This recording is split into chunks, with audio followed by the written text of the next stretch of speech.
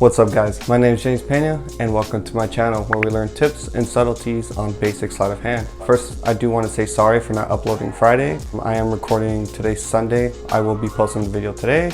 Couldn't do it Friday, as you can see. I'm kind of in a new place. I've kind of been moving furniture and stuff, all that good jazz. So I couldn't have that time to record Friday. But today we're going to be going over the French drop. Now I know that seems really beginner, but it's brilliance in the basics, right? I will be showing you my tips, my subtleties, and just teaching you exactly how to do the French drop. Extremely powerful move. If you don't really know what it is, it's just basically you kind of just like grab something and it's just not there anymore. You'll see right now. But besides that, let's get straight into today's video. Okay, so we're going to be going over the French drop today. All you need is a small object. In this case, I'll be using the English silver dollar, or no, Eagle silver dollar. I don't know how I messed that one up. If you buy these off of eBay, these are pure silver, so they are a little costly. They're like 20 to 25 bucks each. If you go like on Amazon or eBay, I only liked using these because I downloaded Project Z and ended up learning how to do like the collar retention and stuff like that. And a bigger coin is just usually a little bit more kind of mind-blowing when people do magic with it, because it's just such a big object. But let's get straight to the French drop.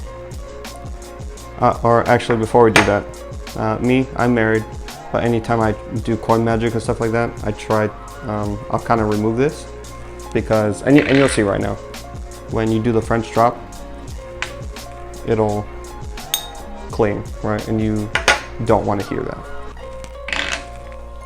I'll show you what the French drop is if you don't know what it is. So you grab a coin, you just kind of show, like here, watch, done. And that's the French drop. Show you one more time. Right. Let's say you have a few coins out, you just grab one of the coins, right? Come here, right? Show, done. And that's the French drop. Now let's go over to the over-the-shoulder point of view. So how to do the French drop. I am a righty, so I do this in my left hand. I know that sounds weird, but my right hand is usually what I would use to actually pick up a coin. So this is why I want to do it. If you want to be ambidextrous and learn both ways, then totally up to you.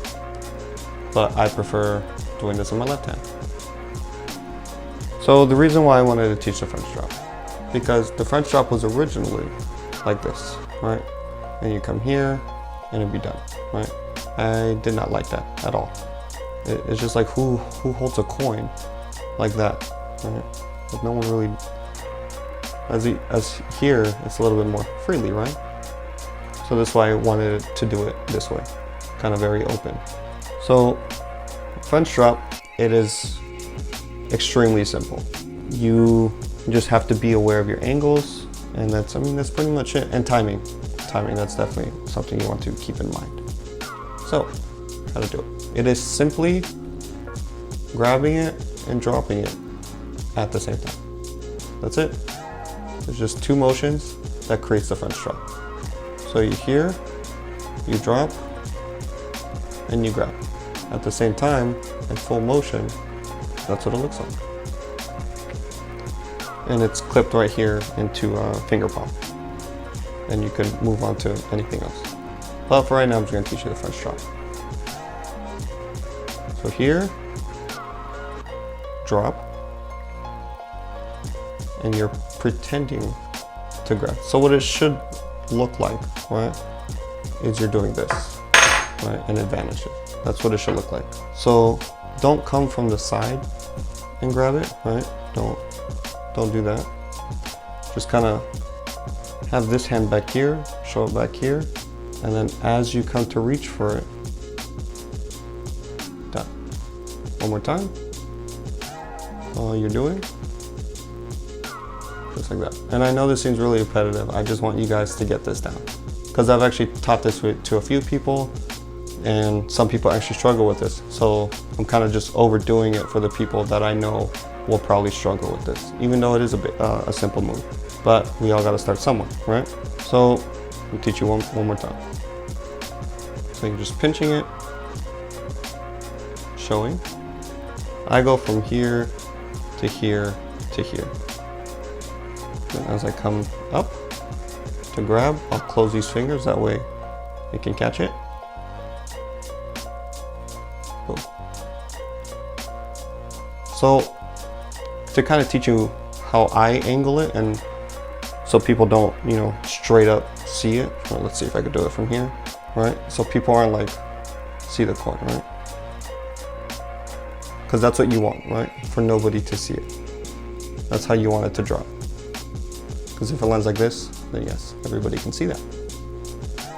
So how I angle it, right? I just kind of picture this, right? So it's not really this line up here I'm picturing, right?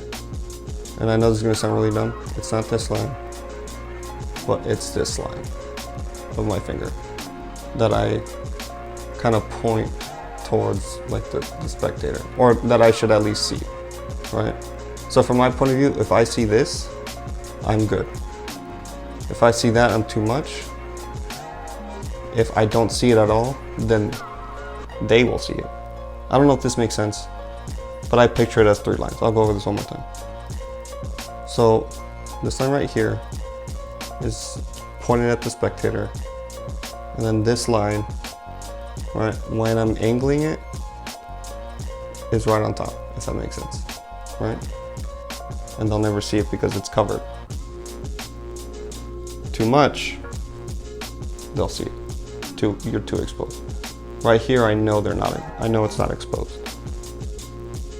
And then right here, yeah, I don't know, it's just too much. The coin is just gonna straight up drop. I don't know if this makes any sense, but if you practice in front of a camera, you'll realize kind of like the lines that I'm talking about. They're just imaginary lines, but just practice in front of the camera and you'll notice how to do the French drop. So one last time, I swear, you're just grabbing it, and then as you come forward, let go, pretend to grab it, vanish. All right, so here comes the fun part.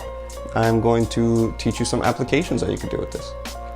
So besides the whole grabbing and putting it down, you can introduce, right, the ring. So what I'll do is I'll have this finger palmed, right? And be like, look, here, I'll show you something with the ring, right?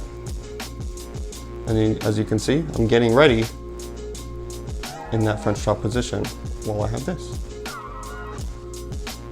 So here's something cool with the ring. You can hand it out to examine or whatever the case may be. Just have this coin here and showing whatever the case may be.